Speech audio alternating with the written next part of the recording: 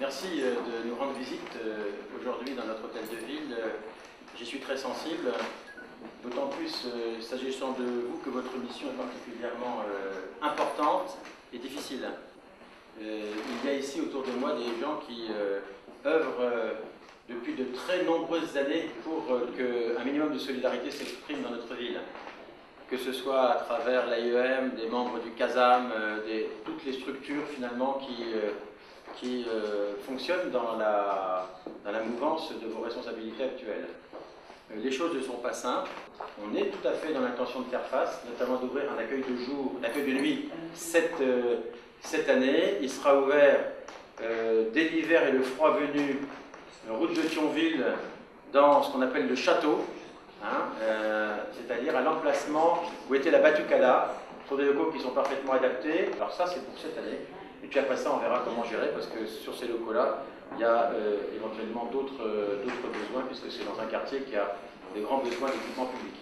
Donc voilà ce que je peux vous dire, monsieur le haut-commissaire, dans notre détermination à lutter contre la marginalité, la grande pauvreté.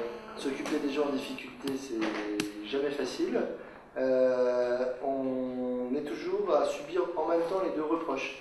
C'est-à-dire, il y a ceux qui vous disent qu'on ne fait pas assez et qu'il est insupportable d'avoir une seule personne qui soit oubliée. Et il y a ceux, ou quelquefois les mêmes, qui vous accusent d'en faire trop. En disant, mais après tout, pourquoi est-ce qu'on a fait pour cela? Parce qu'ils n'ont pas fait tous les efforts, ils ne sont pas là depuis 2 générations, ils n'ont pas fait ceci, ils n'ont pas fait cela.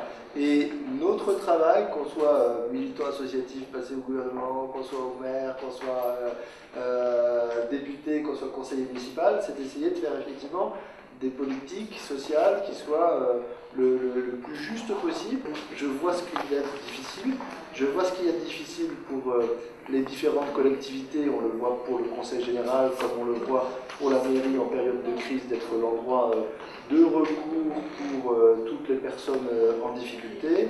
Et j'espère qu'il y a un certain nombre de mesures qui permettent de faire un peu face.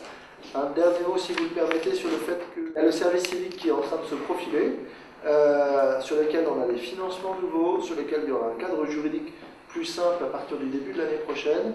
Et nous sommes demandeurs de travailler en amont avec les grandes villes comme la vôtre pour faire en sorte qu'il y ait un certain nombre de jeunes qui puissent trouver des perspectives dans le service civique sur des missions définies.